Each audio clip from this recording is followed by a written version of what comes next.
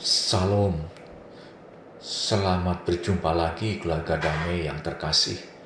Bersyukur kita bisa bersatu hati dalam renungan sama hari ini. Mari kita berdoa. Tuhan, mampukan kami untuk mengerti sebagian dari firman-Mu. Datanglah Roh Kudus-Mu agar kami mampu membuka hati dan pikiran kami. Biarlah hanya Engkau sendiri yang dimuliakan. Amin. Keluarga damai yang terkasih, renungan pagi hari ini mengambil tema orang kaya yang sulit masuk kerajaan Allah. Sengaja saya menyisipkan kata yang setelah orang kaya untuk menekankan bahwa tidak semua orang kaya sulit masuk kerajaan Allah. Tapi ada orang kaya yang sulit masuk kerajaan Allah. Ayat yang menjadi dasar renungan kita adalah dari Markus 10 ayat 17 sampai 22. Fokus renungan kita adalah ayat yang ke-22 yang berbunyi demikian.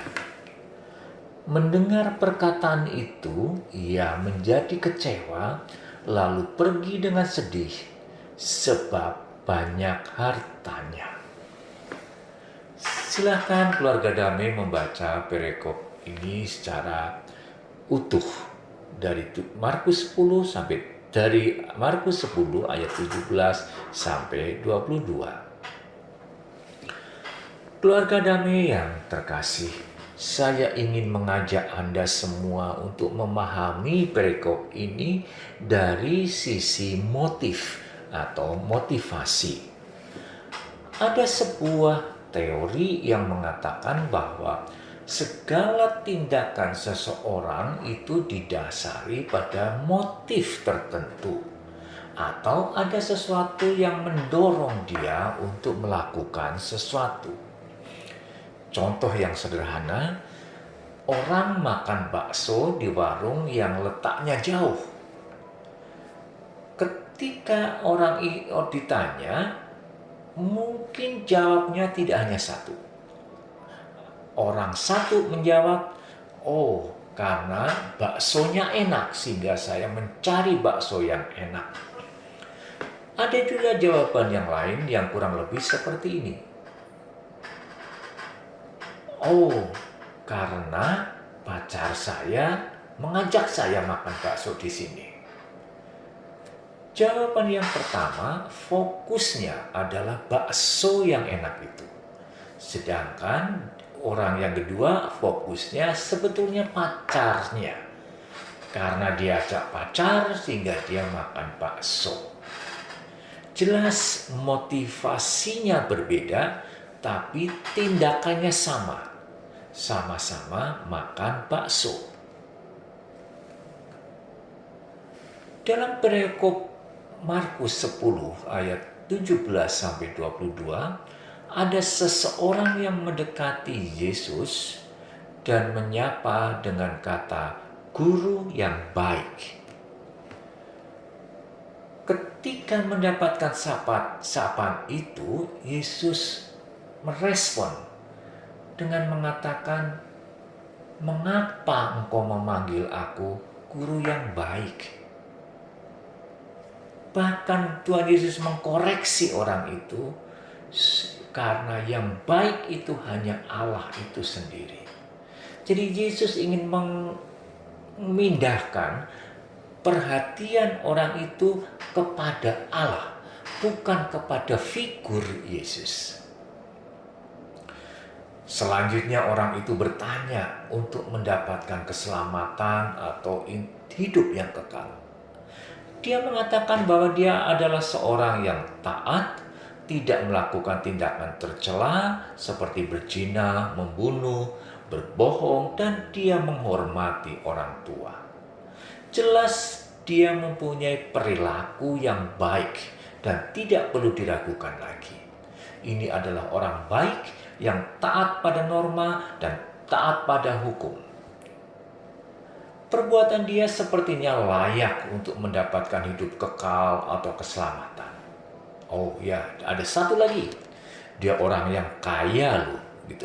Jadi kalau orang ini hidup di masa sekarang di tengah-tengah kita, saya yakin kalau orang ini akan sangat disenangi oleh orang lain.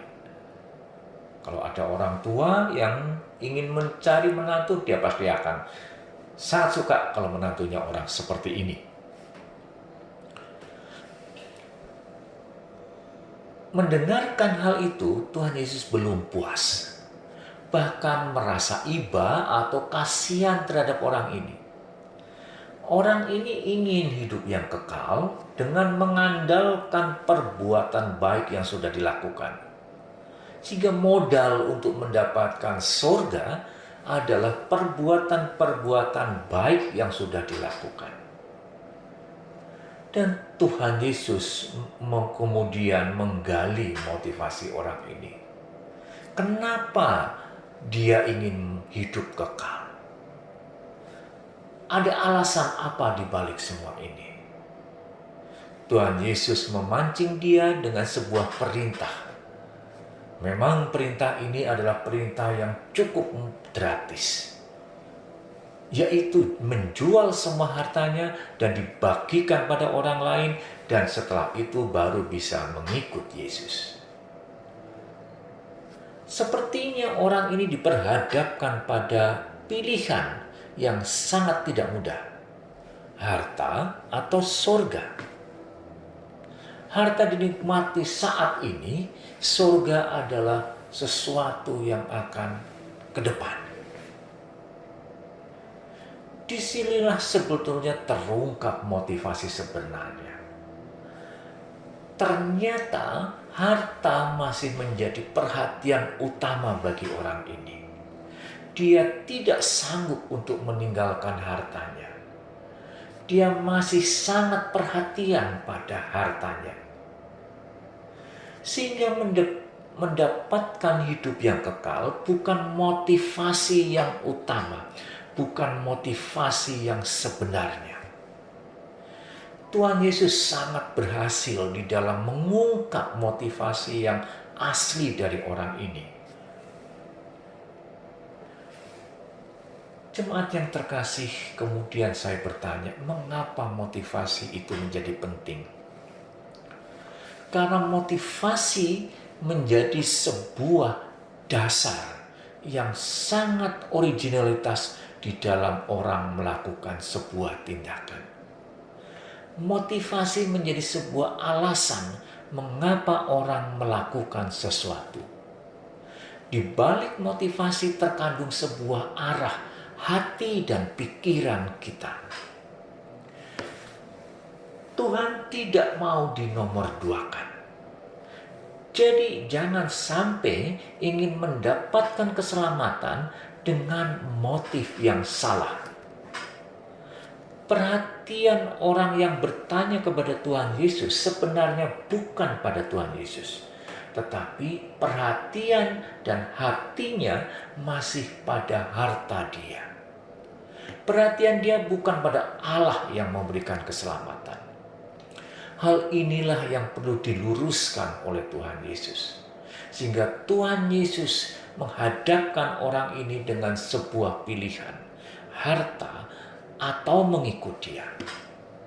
Dan akhirnya ketahuan bahwa orang ini pikirannya masih pada hartanya. Akibatnya adalah orang ini kecewa karena tidak bisa mendapatkan keselamatan. Dan dia kembali ke hartanya. Melihat situasi itu, ternyata tidak mudah bagi orang itu untuk mengikut Tuhan Yesus. Orang kaya ini sulit mendapatkan keselamatan bukan karena hartanya banyak, tetapi karena dia atau pikiran dia, hati dia masih pada harta yang dimilikinya. Sehingga jemaat yang terkasih, kita perlu berhati-hati dengan motivasi yang kita miliki.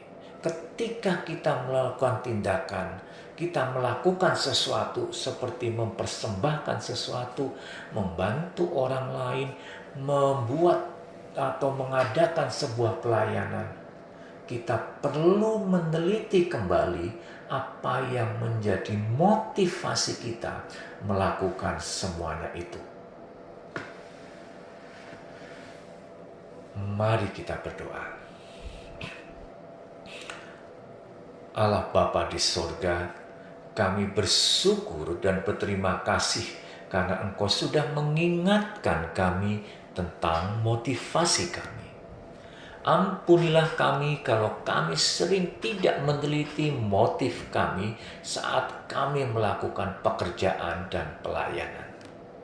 Kiranya Engkau akan terus menguat kami di dalam kami menjaga motivasi kami, menjaga perhatian kami, agar kami bisa tetap tertuju pada Engkau saja. Dalam nama Tuhan Yesus kami berdoa. Amin.